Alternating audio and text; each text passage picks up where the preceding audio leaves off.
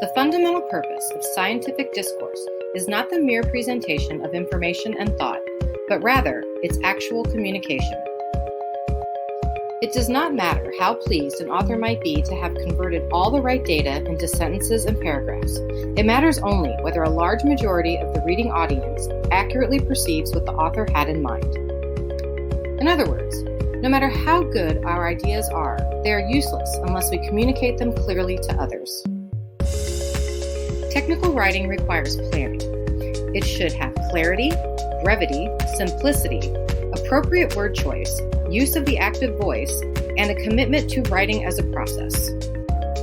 When planning, an author should know the audience, the purpose of the writing, expectations of the audience, and the subject matter they're going to be writing about.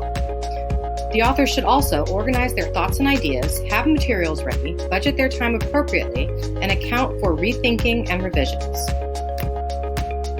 In order to achieve clarity when writing, an author should avoid jargon, use clear language and common terms, and define the unfamiliar. Listen to the following sentence, which includes jargon. For the first year, the links with SDPC and the HAC were not connected, and all required OCS input data were artificially loaded. Thus, Catch-22 and Merwin were not available. Now listen to the same sentence written without jargon. Because some of the links in the computer system were not connected the first year, we could not run all the software codes. This sentence is much easier to understand. In order to achieve brevity in writing, an author should use words efficiently, keep to the essential message, and avoid redundancy.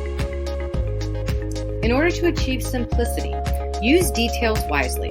Balance the level of detail with the need for clarification. Details are important, but too many may obscure the main point you're trying to communicate. Word choice is important in technical writing. Use precise language. Do this by limiting the use of pronouns and explicitly state your message. Also, avoid unnecessarily complex words. Instead of saying facilitate, use the word cause. And if you're tempted to say something has been finalized, instead say it ended. It's important to use the active voice in technical writing. Passive voice often produces unclear, wordy sentences, whereas active voice produces generally clearer, more concise sentences.